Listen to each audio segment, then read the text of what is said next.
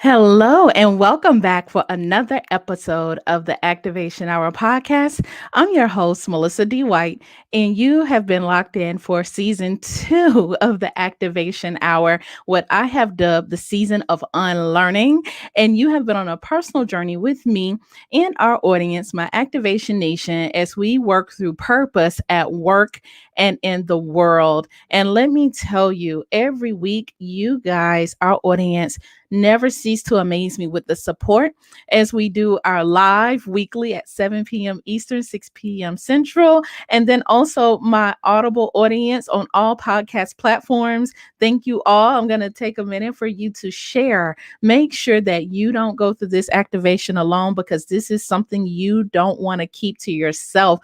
Pause for the cause and share. Hit that share button to my YouTube family. Make sure you subscribe. If you're listening audibly on Apple Podcasts, Google Podcasts, Spotify, and all of those platforms, make sure you let us know that you are locked in. Drop a comment and a review and show some love. And I'm very grateful for that.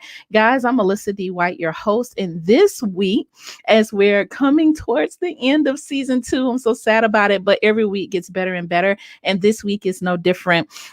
This guest is no stranger to the activation hour. She's been on the journey with me for some time now.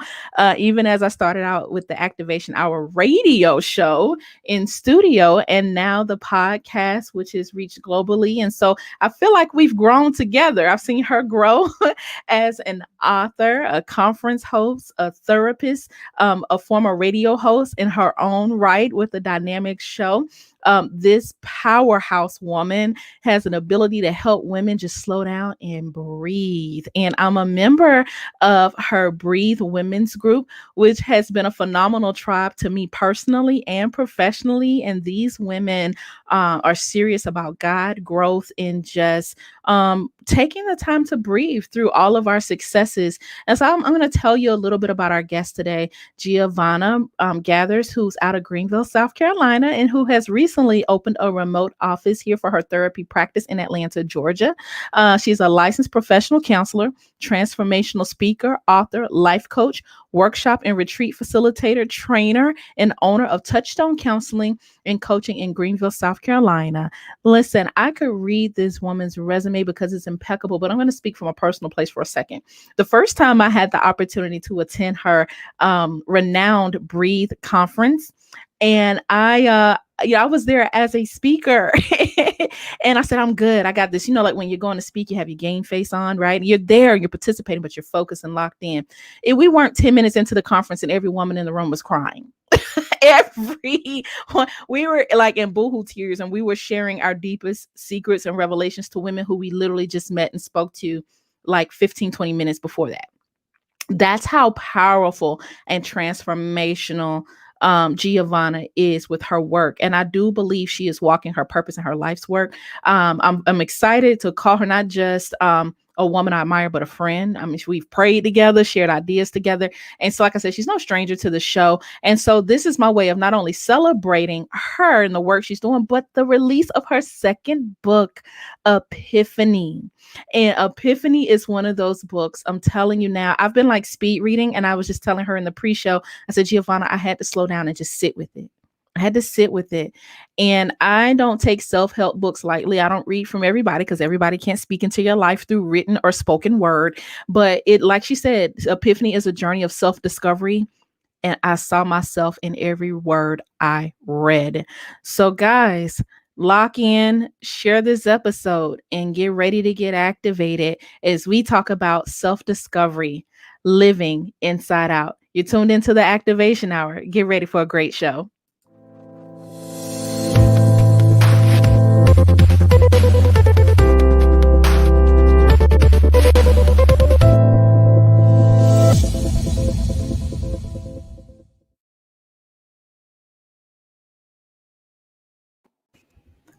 Hey, Giovanna. Hey, Melissa. My beautiful friend, listen, congratulations, guys. If you're tuned in on social media, give her some love, some hearts. Writing a book is like for champions. I'm telling you, and you've done it 2 times. So lots of love and huge congrats on the release of Epiphany, a journey of self-discovery. I'm so excited for you. You. Yay. Thank you. And you're just beaming. This is your other baby. You have your 2 natural babies and you have your 2 book babies. So Absolutely. congratulations to Thank that. you. Thank How you. does it feel? Oh my gosh, it feels amazing. I mean, first of all, it feels like a huge weight has lifted off of me because I've been writing Mm. for 2 years. And, I know I hear people say, oh, you can put your book out in 90 days. God doesn't give me that opportunity. So when Mhm. I try to write in 90 days, he's like, yeah, right. Mm-mm. It was a huge, just a huge weight off, not a burden, but a weight, to Mhm. really just get this information out there. So that first and foremost, and then the messages that are in it, I definitely think I know they were life changing for me, and I truly, truly believe that they are going to be life changing for other people. It's just you can't have a name like Epiphany and not know like, whoa, wait a minute. I'm in for something here. This is different. What inspired the name of this particular book? Because it's very different from your debut release. Mhm. Yes, my debut, of course, Why Am I Still Single, which I really had it originally named Finding the Love You Want and Deserve. And then Hmm. the Holy Spirit renamed it. Why Ah. am I still single? Uh-huh. And so similarly with this book, I started writing and I knew what I wanted to say and what I wanted to share. But I really just, I tried my best to be so tuned in to God that I feel like I hear from him very well. And so it was honestly very clear to me from the beginning what the name was meant to be.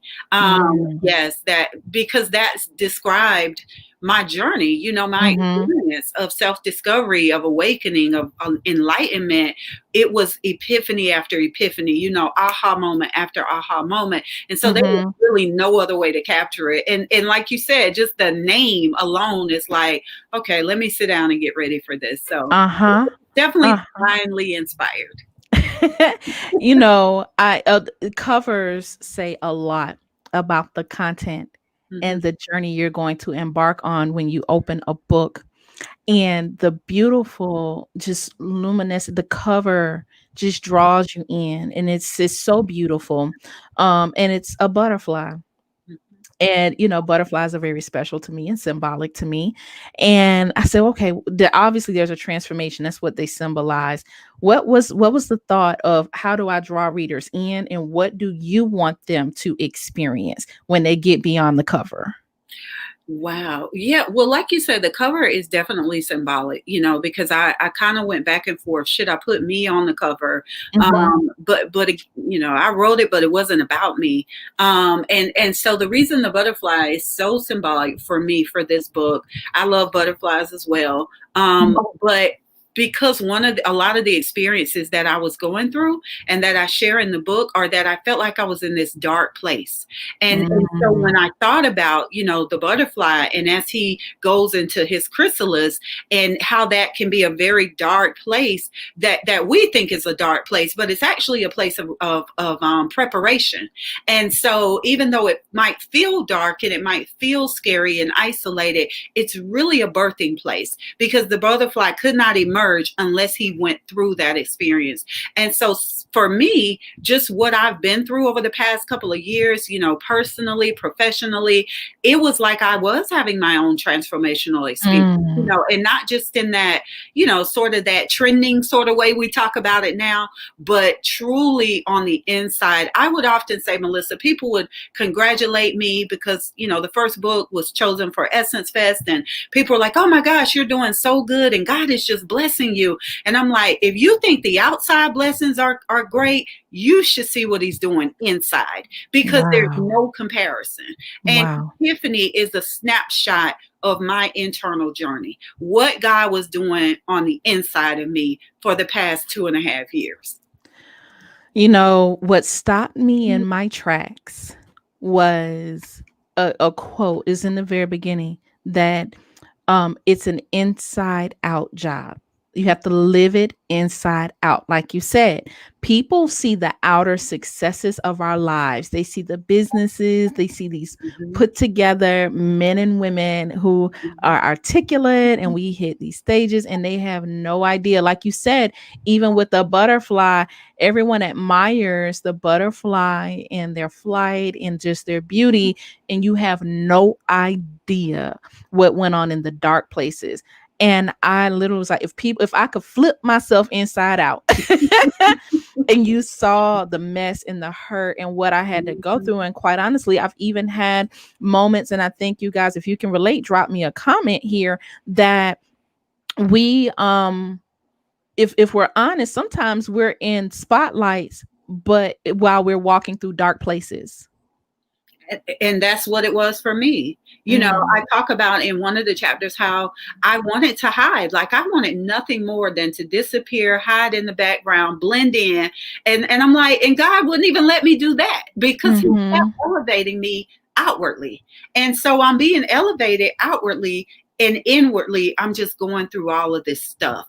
And so that was mm, a really weird place to be. And I agree, wow. people see the story, the glory, but they don't know the story, and so we've got to get past just social media images and what we think someone's life is about and what it looks like, because trust me, everybody who's really shining, they have put in some work to get there. It's Mhm. like a diamond. I mean, you pick it up, it's a lump of coal, and it has to go through a process before we see that beautiful diamond. And it's the same with us. Like, you got to go through some stuff. You got to be crushed, you got to be pressed, you got to be refined like silver, and then for your beauty to shine through. Mm. Whew. It's a crushing. And I think people try to avoid it. And Mm. out the gate, you asked me about the parts of the book that struck and resonated with me.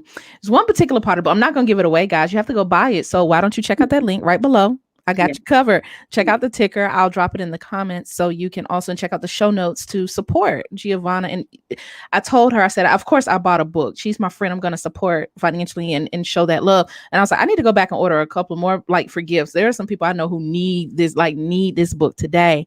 And out the gate, first part, when you talk about you had a personal experience sitting with a client and you realize I guess you may have had a vision or just something of a mountain, and it was a tunnel, a dark tunnel going through the mountain. Talk about, I call it the first epiphany of the book to me. Okay. But tell us about the vision of the mountain and going through that tunnel. Yeah, I was working with a client, and the client was just describing her experience. And, sometimes God will allow you to see you and other people. And Ooh. because sometimes we're so close to it that we overlook it. It's almost, how older people used to say you can't see it can't see your nose, or whatever, and it's right there on your face. Uh-huh. And so sometimes we are just too close to a situation or too close to ourselves to be able to see certain things. So God is so good in that He will allow us to see ourselves in other people. So I'm sitting with the client that day, and she was describing an experience. And literally, while I was looking at her, I saw an image of a mountain and a Mm-hmm. tunnel, Mm-hmm. going through the mountain. And I heard God's voice say, the tunnel is how you get through to the other side. And it Mm, was so, oh my gosh, just impactful for me, because what I realized is that, again, even in the dark places, there is purpose. There is a purpose for even our setbacks. There's purpose in our disappointments, in our defeats, in our heartbreak, in our perceived failures. There is purpose even in that, because that is how we get through to the other side. I heard TD Jake say recently, it was good that I was afflicted. And yes. I can honestly say that for myself now. Mm, I had to be afflicted. wow. I had to be rejected. I had to experience abandonment. I had to be talked about. I had to be disliked. I had Mm, to go through all of that, because every single one of those experiences forced me to find me. They forced me to seek God and seek understanding. And in that seeking, I discovered me. mm. And all that getting, get what? Understanding. Understanding. Oh, this happened. Listen, let me tell you something. If you go back to all of my shows, just search the name Giovanna Geathers. Every time she does this to me, every show. And this one's no exception. I run out of page space for our notes. You said God will allow you to see you through other people. Mm-hmm. And oh, that leads me to the next point. When I read the chapter about love, and you said right out the gate in chapter 2, there's only love. And you say, really, I wrote this chapter last, and it should have been first. Mm-hmm. And you go deeper about love. What does love have to do with the process of self discovery and your epiphany? As I said, there is only love. At the end of the day, that's all that matters. And I talk about how Louise Hay, Hay House Publishing, which has produced a lot of self-help authors, Dr. Mm-hmm. Wayne Dyer, and so she talks about how there are only two emotions, love and fear. And then when we take that biblically, a perfect love casteth out fear. And so what Mm. Louise says is that out of those two emotions, every other emotion, emerges. So you've got love, you've got joy, gratitude, hope, faith, enlightenment, and all those things come from love. And then what do you think comes from fear? Shame, blame, guilt, depression, sadness, hatred, revenge. All those emotions come from hatred. And so I talk about the toll that takes, to hold on to those emotions, the Mm-hmm. toll that not only takes on us emotionally, but the toll that it takes on us mentally, and the toll that it begins to take on us physically. Melissa, you've got people walking around with physical ailments Mm-hmm. from migraine headaches to cancer. I'm going to be honest, and don't realize that the root cause of those things are unresolved emotions, unresolved Wow. trauma, unresolved hurts, grudges that you're still holding against people. Uh-huh. Think about the very definition of cancer or autoimmune disorders. It is when the body attacks itself. So sometimes it's even when you're in that space of self-hatred or self-loathing, you really don't like you and you're not okay with you. And then your body begins to manifest that physically. So the cost is too high for us to live in anything but love. There's Mm. a reason why we say God is love. There's a reason Mm-hmm. that Jesus' only commandments were Love. about love. And Mhm. so when we think about it, love is the highest vibration in the universe. When we talk about, frequency and energy and vibrations, love carries the highest vibration out there, the highest. Mhm. And so when we can walk in love, when we can speak from love, when we can live in love, not only is that a great way to be, it makes me a great person, but it's literally transforming your body, your mind, your emotions, your mood, and even your money. Even your money. Mm. Oh, these comments, our audience. Oh, you are all in their business. Oh, You're all in their business. Ariana says, "Stop calling me out." Woo-saw. Oh man. Wow. Nathaniel says more like evolving. I mhm, mean, the audience is really feeling this. It is it's so transformational. You talk about love, and we so abuse and bastardize that word, where people they're afraid to even say it and even apply it to themselves first before they can make it applicable to anybody else. And I'm going to kind of progress here the best I can through the book because it's so rich. And guys, I won't do it justice in this interview. I'm just going to tell you I'm going to do my best here. And I'm honored because you said, hey, you're the first to kind of give a review here, which is so exciting for me personally. And I told you in the pre-show that this is a book for the time of now. mhm, This is a right now book mhm, because we have gone through personal evolutions, emotional, mental evolutions. And that's really what this season has been about. The season of unlearning is about the evolution and epiphany needed in my mind. And picking up a new mind. I had to mhm. unlearn everything I thought I knew. And so you really hit me in the face when we got the self-acceptance and validation. Yeah. Yeah. Mhm. Tell us about your epiphany in that chapter. What inspired that one about validation? Okay, let me try to answer without giving too much of it away because I definitely want you all to read it. Mm-hmm. But at the end of the day, we've got to live from the inside out. It really doesn't matter to me how many other people accept me if I don't. It really doesn't matter how many people like me if I don't. It doesn't matter how many other people approve of me if I don't. We've got it backwards, and we've been taught backwards because we have been taught to look outside in instead of inside out. And that's why we're still looking. That's why you have so many people in America who, if they are not clinically depressed, they're taking antidepressants or they are just completely dissatisfied with life. And they may not be taking antidepressants, but they're self-medicating in other ways, whether that's through sex, whether that's through gambling or video game addictions or shopping, trying to go out and buy all these things. And now I got to have this bag and then I got to have that bag because I'm really still seeking for something to fill the internal void. I'm really still trying to gain acceptance. And so if I get the stuff, if I get the relationship, if I get the status, if I get the bank account balance, then I'm going to feel validated. And of course, the word validated means, that you have value, you're valid, it's true. And so if I can get this external acceptance and external validation, then that will fill up that place inside that still feels unfulfilled. And the reality is it's never going to work. It's never going to work. That's why you're still doing it. That's why you're still buying more and more and more. And you got to have the next iPhone and the next watch and the next TV and the next car and the next and the next shoes and the next.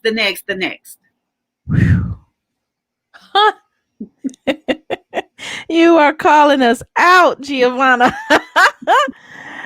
And we think, oh, well, I'm not doing drugs. I'm not drinking. I'm not doing anything wrong. But harmful behavior comes in many, many forms. It comes in so many forms that we have to be ever so careful. When it talks about in the word, be ye sober-minded. If we are replacing fulfillment and we're filling those voids with any worldly thing, any material good, that's a problem. And it seems small. I'm just gonna go shop it away. Yeah. I'm just gonna go, I'm gonna have just a couple of drinks. And here's the thing, it wouldn't be so wrong if it weren't for the motive behind why you're doing it. Right, exactly. And that's what I tell people, because when I'm sharing this, people will say, but Giovanna, I like, and I'm like, look, I'm not telling you not to have the stuff. Have the stuff. It's here for us to enjoy. Just don't let the stuff have you. I put on Facebook, and this is also in the book, that things don't give us value. Honestly, Melissa, if no one valued a Bentley, it would just be a car. That's true. If no one valued a G-Wagon, it would just be a truck. If no one valued a Birkin bag, it would just be another handbag. But because we value it, they put a price tag on it. We want it, which is demand. They supply it. And then we value it. But if I don't buy that bag, if I'm thinking to myself, you know what, this bag is only worth $250 to me, and that's all I'm going to pay. What do you think eventually the makers of Birkin are going to do? They're going to lower the price to meet the demand. Oh, okay. You stepped right into what I wanted to ask you next. Lowering the price. What are some ways we lower our own price and our own value since we're on self-acceptance? Wow. So many ways. When we really accept foolishness, and then we try to talk ourselves into it. We try to convince ourselves why the foolishness is okay, why it makes sense, why I'm still in the relationship, why I'm still at this company. We try to talk ourselves into the foolishness. And so part of self-acceptance is about accepting everything about me. My flaws, my imperfections, my insecurities, my mistakes, my past. It's really about accepting all of it, because the more at peace I become with me, then the less I need that validation from anybody else or anything else.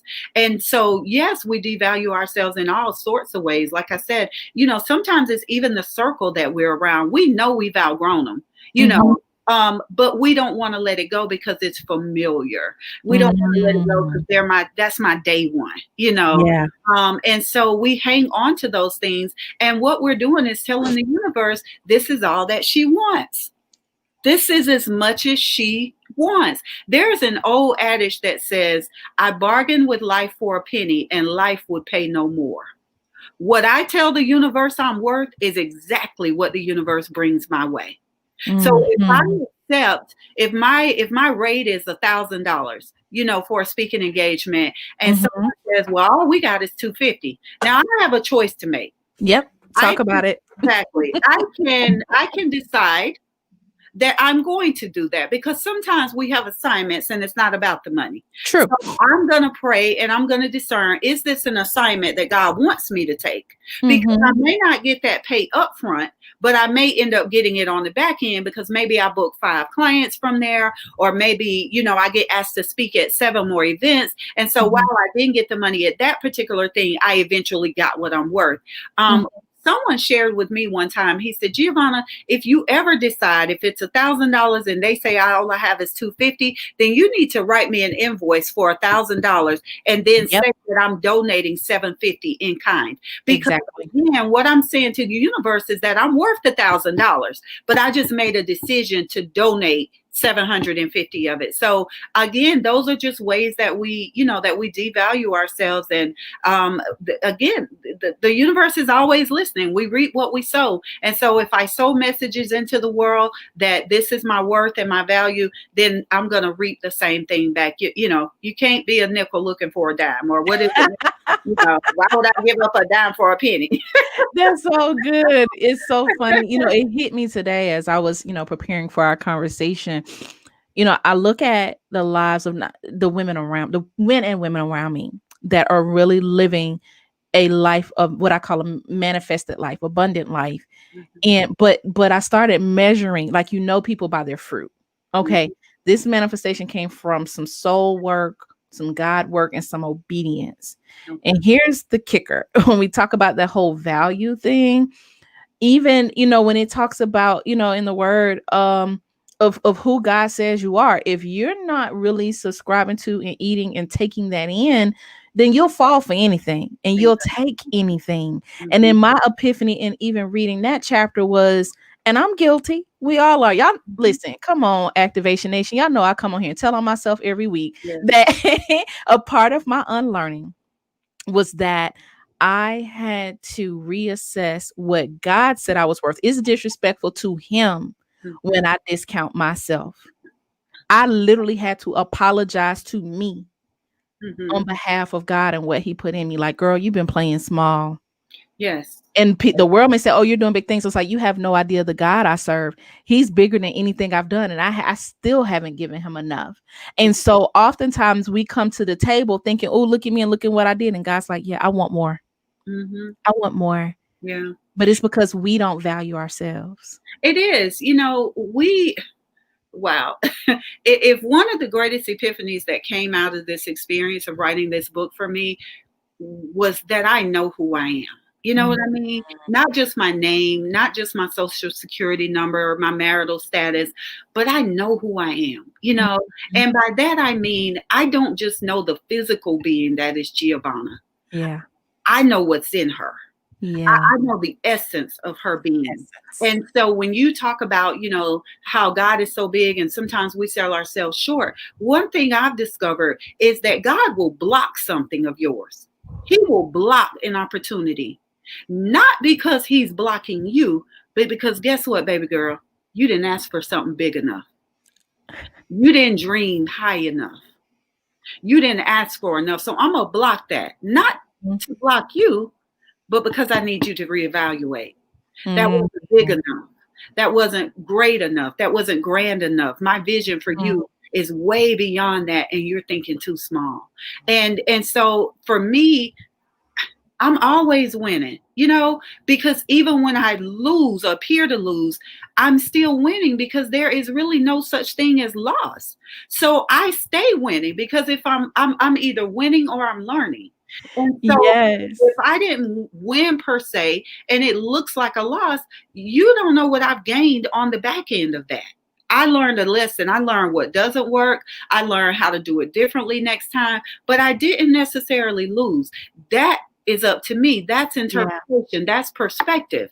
And Yeah. so my perspective is I didn't lose. I just learned what didn't work. then That's I so get good. to go back into it with a different mindset. Even when I think I lost, I won. Listen, before we take a break, Giovanna, I can't, like, I can never keep up with her in my show notes. Guys, if you're not subscribed to the Activation Hour email list, you might want to run and subscribe right now because I don't know what to tell you. You get all the goodies and the freebies and all the inside stuff when you catch the live. I'm gonna, before we take a break, I want to pop up something on the screen that I saw. And this was the moment I knew I wanted to have you on the show soon because of the book, but I accelerated that and moved things around once I saw this social media post because it, like, you ever like scroll and somebody posting and they just like punch you in your face and you like drop the phone. You're like, ah. Yes. So this was your post. Okay. So Giovanna posted I did. 2 days ago.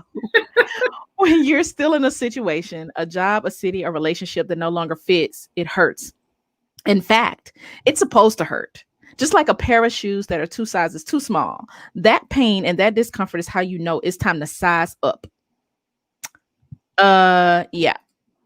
I said ouch. Ouch, ouch, ouch, ouch.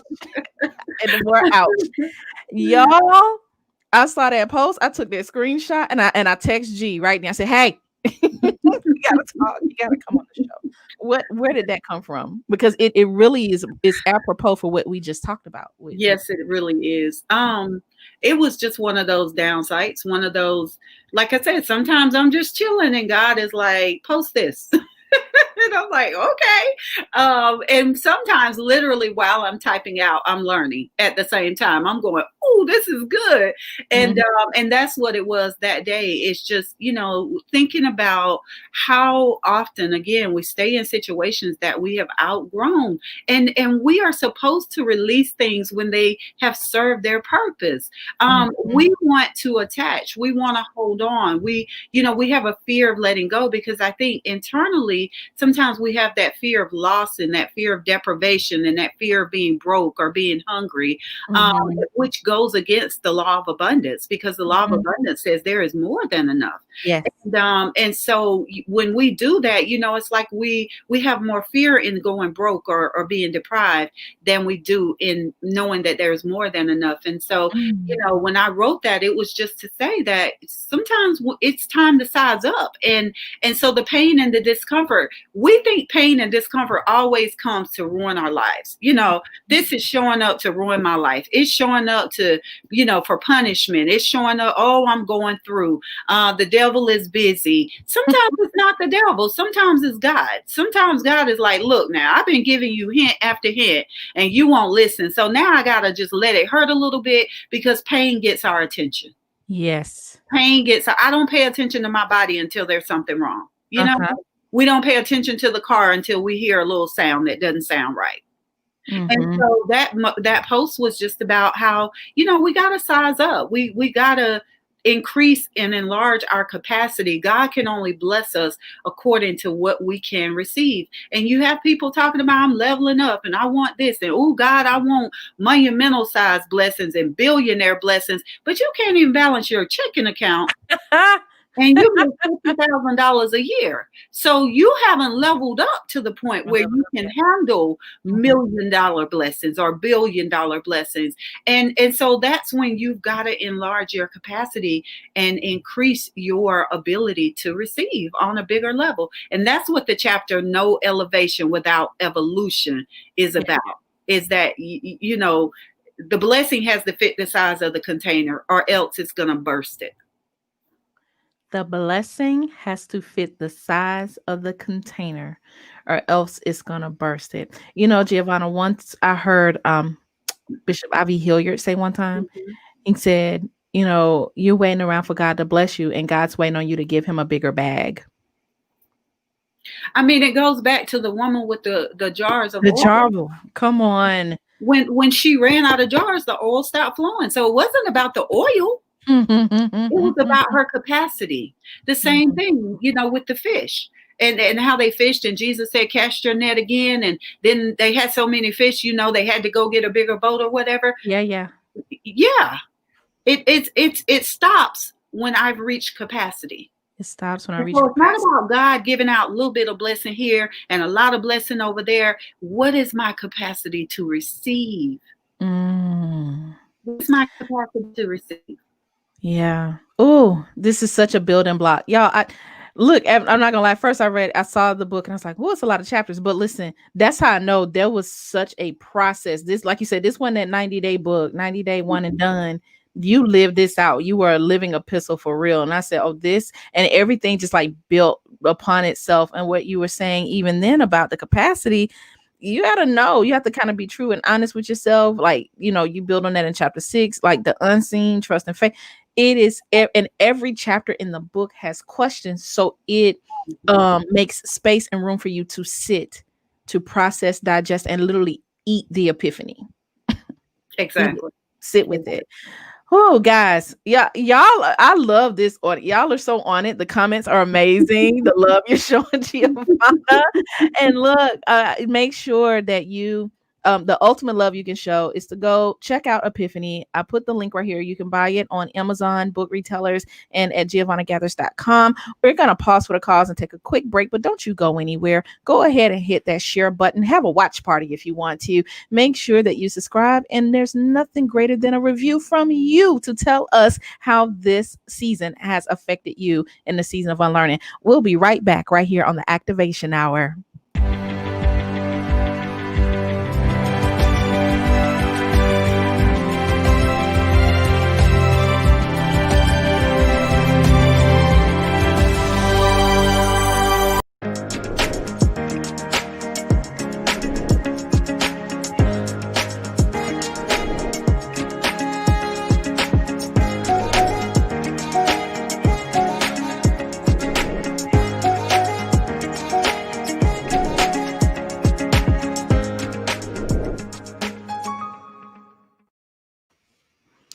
So, guys, we are back with Giovanna Geathers, and I want you to just share the best you can, because, like you said, this wasn't just a book you wrote, that it was an idea or a concept. This is something you had to live out. As much as you choose to share. Talk about the space you were in the process of the book and the different woman you are now because of the book. Wow. The space that I was in was, like I said, I felt like I was in a very dark place, a very dark tunnel, and I couldn't see. And again, everything was glowing and glittering on the outside. Again, I was doing all these podcast interviews and having conferences and connecting with all of these amazing people and celebrities. And so on the outside, it looked like I was winning. But on the inside, I was, oh my gosh, I was having to deal with so much that I had just not been willing to deal with. Having to get over my own fear of rejection, having to get over my own imposter syndrome, having to stop caring what people think about me, and who likes me or who approves of me or whatever. It was, I mean, honestly, it was almost like I was back in high school, trying to make sure that the popular kids like me and that the mean girls weren't going to be mean to me today. And just coming to a place where it no longer mattered, that the only voice that mattered was God's and my own. And that was just part of the transformation for me, was understanding that everything I was seeking was already in here. I talk about, I didn't put this in the book, but I've shared this. The movie, I don't know if you remember the movie back in the day, The Last Dragon. Yeah. The Last Dragon, sure enough. Yeah.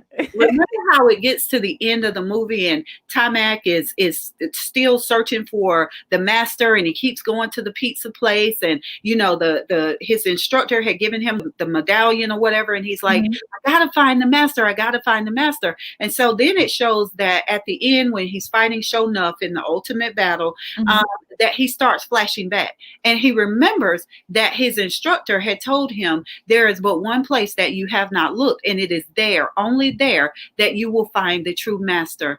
I discovered that everything I was seeking Mm. Everything I was looking for outside of me, looking up to other people, admiring other people, not idolizing, but certainly just admiring and looking to other people and waiting for them to validate me, and realizing then that the kingdom is inside. Yeah. The kingdom is within. And Yeah. so everything that we seek and we think we're going to find out there is already in here. If I go one step beyond Giovanna, I've already passed it. Dr. Mm. Miles Monroe says that God hid our future and our destiny in the one place he knew we would never overlook it, and that's in here. So I don't need social media to convince me. I don't Mhm. need Oprah. I would love for Oprah, let's be clear. Um, but I have to know. I have to believe in me. I have to know what it is on the inside of me, even if that is never validated on the outside. Mhm. Why I say again, we live from outside in instead of inside out. And that's why we're still seeking. That's why we're still unhappy. That's why we're still depressed. That's why we're still self medicating, because we keep looking out there for what's only going to be found in here.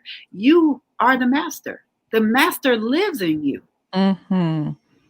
Truly, the master lives in you. And sometimes God will sit you down when you're looking at everything outside of you. And Mhm. I'm gonna skip forward a bit here to chapter 10 where you talk about see beyond the obvious vision. Mhm. And my pastor and my prophet has been in a season where literally she has struggled and even at points had no eyesight. And I've seen that has been the theme of this year. We talked about 2020 vision, and I've jokingly said, and I've seen people really say, like, well, 2020 vision, we sure are seeing a lot clearer now, and some stuff we didn't want to see. And Mhm. so in that chapter, tell us about why you talk. Why I talk about vision, I don't know if something happened, but I talk about how important it is to have vision, because even Melissa, in the chapter where I talk about faith and what I discovered faith really means, and because we think that if something is not in front of us, then it doesn't exist. Mm, And of course the Bible talks about how it's the unseen. And so when you have vision, that's when you're able to see beyond the obvious. You're able to see beyond what's in front of you, mm, see what the potential is. And everybody can't do that. Like I talk about how if I ride past a dirt lot, I'm already planning what I could build there. If I look at a blank page, I'm thinking of what I can create on that page. And so that's vision. And when we can see beyond the obvious, that can help us when things haven't shown up yet. When mm, evidence of what we desire hasn't materialized or manifested yet, being able to see beyond the obvious is when I still trust that I'm going to have it, that I'm going to experience it. And so that's what I talk about, when I say you got to have vision. You got to be able to see beyond the obvious. You got to be able to trust in what's not seen. We want to put so much faith into what's seen. And I'm going to be honest, y'all, these little senses of ours, the see, hear, taste, touch, and smell are so limited. They're mhm. only a drop in the bucket of what we really are capable of. And so when we only focus on sightedness, then we miss everything else. And so as you talk about, and I mentioned in the book, you've got sighted people with no vision, and you've got blind people who have incredible vision. Come on. Woo! Mic drop. Mic drop. Quote of the day. Yeah. Quote of the day. Somebody drop that in the comments, please. Man, it immediately takes me to eyes have not seen, ears have not heard, neither has it entered into the heart of man what God has in store. And then even as the prophet prayed, like, Lord, let them see. It's like we have no idea. Mhm. No idea. Giovanna. We haven't even scratched the surface. We talk about how we only utilize 10% of our brain. Mhm. Really, what we're talking about isn't the brain, we're talking about the mind. Mm. Sometimes we use them interchangeably, but they're not necessarily the same thing. My brain is the physical organ. My mind is so much bigger than that. My mind is the part of me that lives on after my physical body, after I've released my physical body, and my mind is connected to the mind of God. And so therefore, when we talk about that 10%, we're not just talking about the 10% of that physical brain. We're Yeah. talking about that 90% of untapped potential, untapped power, untapped wisdom. Yes. You've got those movies like Limitless and the one with Jamie Foxx in it now. I can't think of the name of it, but it's a new Netflix movie where Okay. they're taking a pill, and that pill, Yeah, I saw yes, that. incredible power. Where do you think people are coming up with these ideas from? You know what I mean? So you imagine, like, if we really truly could begin to tap into that internal power, what we would be capable of, what we could cure. How could anything be able to stand against us? Climate change or coronavirus. How could that stand against us if we really, but see, as long as we're fighting each other, as long as we are in turmoil and I gotta be better than you and win over you and make sure you Right. get poor because I'm scared that if you get rich, it'll take some of my riches. And see, once again, that's a belief in lack. Yep. That's a Come belief. on. Because when I breathe every day, Melissa, I don't take your oxygen in Atlanta. Not at all. Not at all. You ain't over there needing an oxygen tank because Giovanna is over there sucking it all up in South Carolina.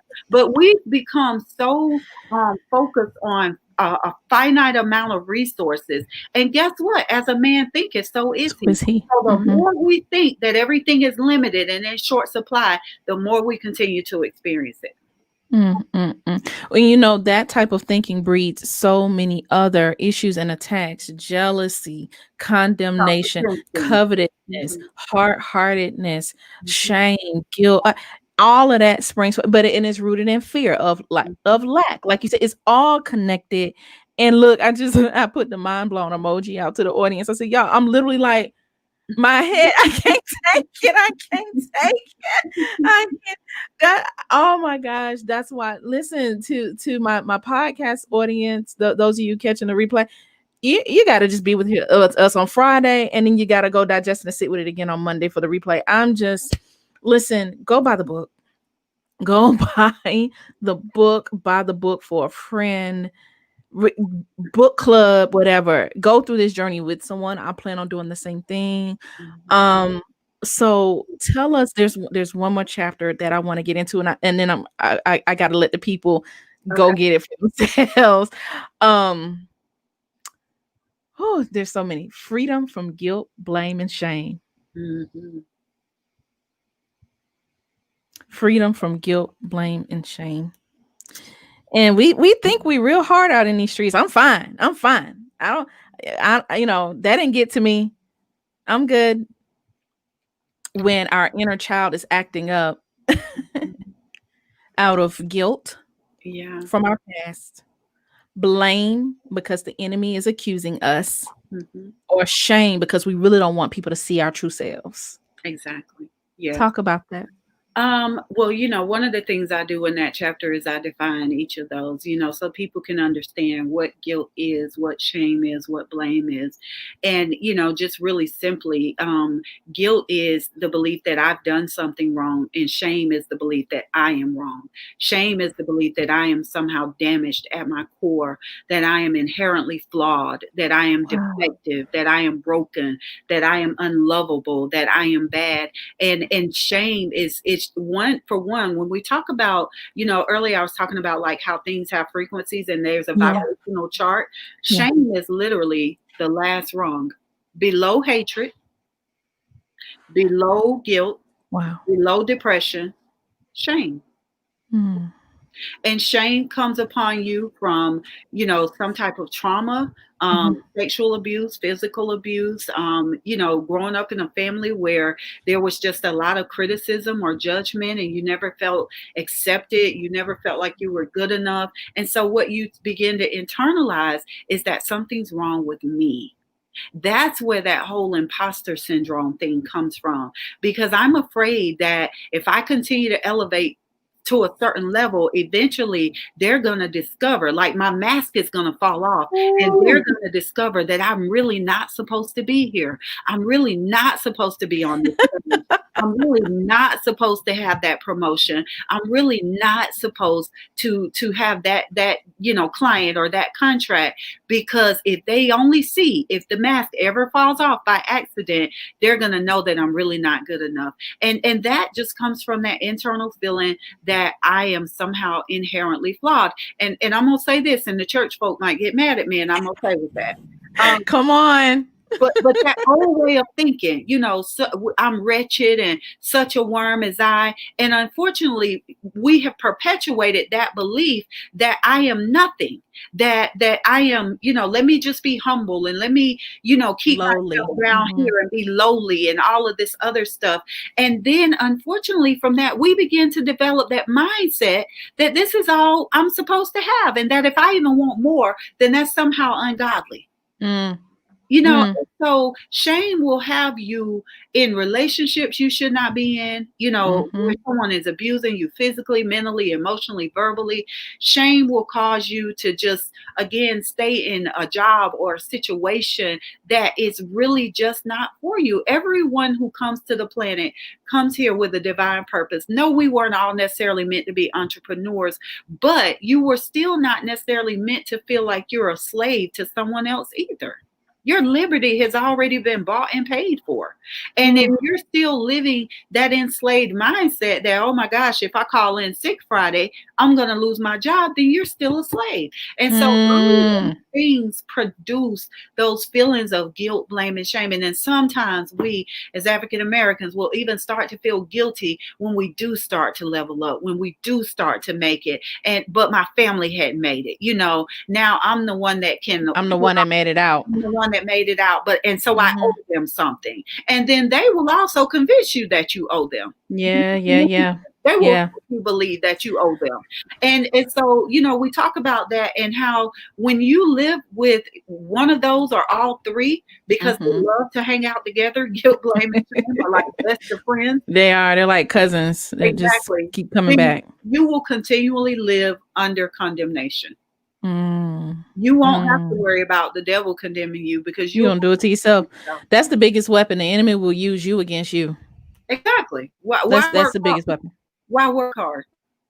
She gonna do it. All I gotta do is plant her seed, bring up a memory, let her flip through, scroll down her Facebook and see him. I'm about to throw my phone.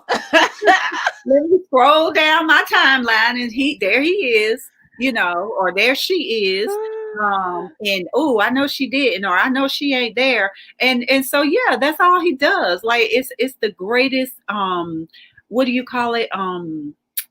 Shadow and light, illusion that exists. I don't have to do anything big. I'll just plant seeds. Our reminder of what I know she did. And so part of our freedom and our deliverance is when I make peace with that, when I become okay with it. That's why self-acceptance is so critical, because when I accept it, what can you say to me about it? Come on.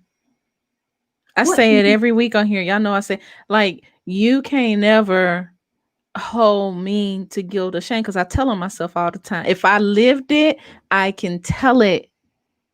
I probably tell on myself too much. Y'all probably like, that girl, don't tell nobody that. I don't care. Because here's the thing. Once it's out of my mouth, it's free from me. And the enemy can't use it no more. He can't use it no more. Exactly. Can't nobody come tell me about me. I'm the first to confess and run to God. God, I did it. I said it. And I'm sorry. And that confession, confess to one another so people know how to pray for you. People know. I ain't one of those to just be like, hey, just pray. No, I need you to be specific. This what's going on. This my attack. This the weapon. This how. This who. Where. What. Listen, y'all. Get the book. Get a buddy and read the book. Get a book club. I'm ready to give the book away to some people, because it's a gift. Thank you for your gift, Giovanna, in the earth. Thank you, my sister. I honor you. I remember months ago, I think we sat when, and then we always had, we don't talk often, but when we talk, we talk. And Mm, I remember you said, I'm just, this was such a big year for you. And there were so many plans you had, girl. I'm opening this office and, I got a mhm. big birthday this year and Yeah, that, and the other. And God said otherwise. And he sat you down to do this yeah, greater works, greater. Yes. greater works. Yeah, be, I'm like everybody else. There are times I procrastinate. There are times when I don't want to.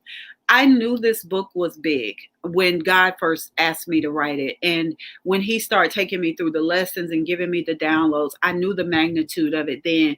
And I was so afraid of that girl that was going to have to show up that I would intentionally put this off. I would intentionally procrastinate. I would come up with all sorts of Oh. things that I should be doing instead. You know what? Let me go organize my sock drawer. Like anything. And we don't realize how much we do that to ourselves because, the reality is we're more afraid of our power than we are anything else. We think we're afraid of the dark. We think we're afraid Ouch. of G. all the other Ouch. stuff. No, you're not. You're afraid of your success. You're afraid that you are freaking powerful beyond measure. You're afraid to discover the God in you. You're afraid of that. So it's easy for you to talk about your shortcomings and your habits and your afflictions and your addictions. That's easy because see, it's other people whining about theirs too. I'm in good company. We all miserable. Giovanna, you're gonna make me give this audience a hug. You getting them coming and going. I listen. I don't think I've ever just reared back and threw my hands up in a podcast episode ever. I was like, oh, I can't take no more. That's me. Yeah. Yeah. What better confession can I give y'all And what towards the end of season 2? That's me. and when you think about it, Melissa, why shouldn't you have supernatural experiences Wow. when you serve a supernatural God Yeah. who lives on the inside of you?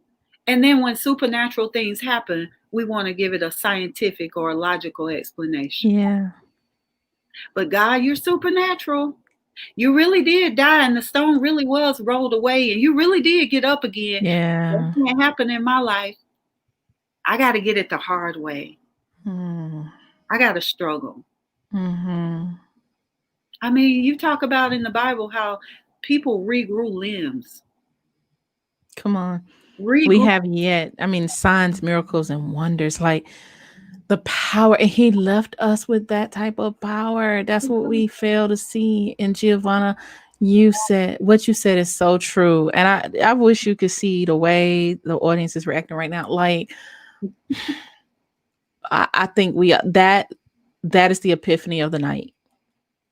Is we are so supernatural and stop playing small when we serve and have a big God in us. And that's true. We will find everything, every chore we put out for a whole year. We rearranging everything Mhm. just to keep from doing the one thing. We think it take a whole lot. It really don't. That goes back to what I said about obedience begets manifestation. Everybody want the manifestation, but nobody wants to do the one thing. You done did 50 million things, and God's like, okay, that's cool, but what about that one thing I told you 10 years ago? Yes. Because we neglect and minimize the one thing Right. that's big to him because it looks small to us or it looks impossible. It's either one of the two. Either Yeah. it looks insignificant and small or it looks impossible. But Mhm. either way, you just feel like I can't do it or I won't do it. Yeah. And that's one of the great things for me too that I discovered this year. And honey, I had to have a come to Jesus with myself. And I have a friend, and even Arlena, hello, because I know you're watching. Yeah, Arlena's there. Arlena, she gets up and works out with this group. They work out at like 4:45, 5 a.m. in the morning. Mhm. And so I went one day, and I got up and I met them at 5, and we walked 5 miles. And I just felt invigorated for the rest of the day. And so I was telling my husband, I said, I realized something. And he said, what? I said, there's a lot of things we say we can't do when the reality is we just won't do it. Won't do.